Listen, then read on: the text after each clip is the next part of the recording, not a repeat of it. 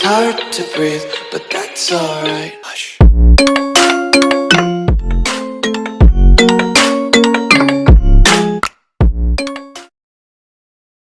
Hello everyone, last lecture में HTML के हमने टेबल देख लिया था, टेबल में क्या क्या यूज में आता है। नेक्स्ट आता है हमारा इमेज लेना। अगर हम वेब पेज पर कोई इमेज लाना चाहते हैं तो उसके लिए आपको पहले तो हमने बॉडी में रखना, बैकग्राउंड में रखना सीखा था इमेज को।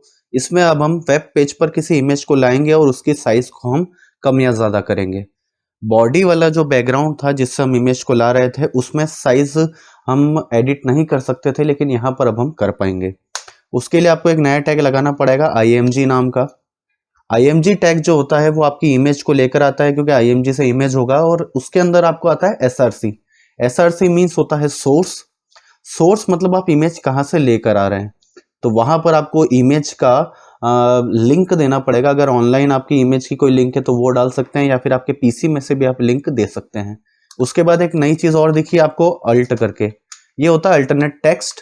मीन्स इन केस कभी आपकी इमेज शो नहीं हो पाती है किसी भी वेब पेज पर, तो क्या लिखा हुआ चाहिए आपको उसकी जगह पर, यह आपको अल्टरनेट टेक्स्ट बताता है।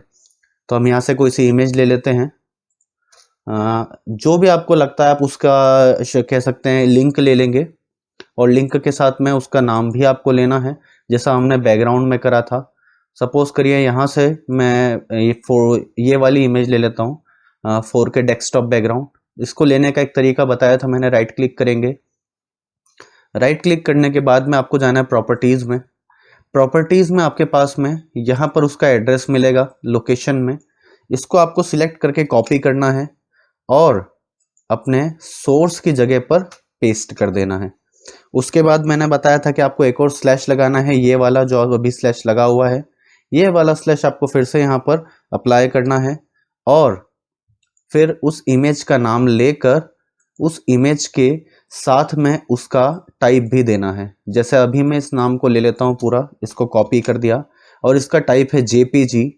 तो आपको डाउनलोड्स के बाद में स्लैश जो लगा है उसमें आपको उसका नाम पेस्ट करना है, और फिर .jpg लगाना आवश्यक है, नहीं तो वो इमेज यहाँ पर अप्लाई नहीं हो पाती है, उस इमेज में फिर प्रॉब्लम आती है। अब देख लेते हैं अल्टरनेट टेक्स्ट। अल्टरनेट टेक्स्ट में सपोज करिए वो इमेज नहीं आ पाती है, तो मैं क्या चाहता हूँ, तो मैंने लिख दिया सीनरी, कि इन केस अगर वो इमेज नहीं आ पाई तो सीनरी आ जाएगी। बट हमारी इमेज यहाँ पर आ जाएगी क्योंकि हमने जो एड्रेस दिया था वो सही दिया था। अगर इसमें कुछ भी मिस्टेक हो जाएगी तो आपकी इमेज आना बंद हो जाएगी। जैसे अभी देखा था हमने, जो लिंक थी वो डबल बार पेस्ट हो गई थी, जिसके कारण हमारी इमेज आ नहीं रही थी, क्योंकि उसे वो एड्रेस नहीं मिल रहा था। बट जब हमने उसे लिंक को रिपेयर कर दिया है तो फिर आपकी इमेज आना स्टार्ट हो गई है। आपको दिख रही है यहाँ साइड में इमेज, यही है वो जो हम लेकर आ रहे थे। अगर आपको लगता है नहीं ये वेब पेज के हिसाब से ज़्यादा बड़ी इमेज है, तो फिर आपको इसका साइज़ छोटा करना होगा इसी के टैग में ही। इसके टैग में आपको यहाँ पर विड्थ और हाइट देना होगी। विड्थ आप अपने हिसाब से दे सकते हैं, मैं 100 दे रहा हूँ, और हाइट का भी हम सेम रखेंगे, और इसको भी 100 दे देते हैं।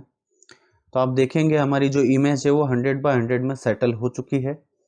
ये रहता है हमारा img यानी कि इमेज। आप इस टैग को कहीं पर भी यूज़ कर सकते हैं। अगर आपको कोई सा लोगो अपने वेब पेज पर रन करना है, तो आप उस लोगो की इमेज को यानी कि img को मार्की टैग में रख सकते हैं, जिससे वो मार्की के द्वारा रन होगा, एक तरह से मूव होगा, और img के द्वारा वो इमेज शो हो जाएगी। तो आई होप आपको ये समझ में आया होगा। इसके द्वारा आप इमेज लेकर आ सकते हैं और उसमें अल्टरनेट टेक्स्ट अप्लाई कर सकते हैं, उसकी साइज़ को कम ज़्यादा कर सकते हैं। तो इस लेक्चर में इतना ही है। नेक्स्ट लेक्चर तक के लिए thank you and good bye.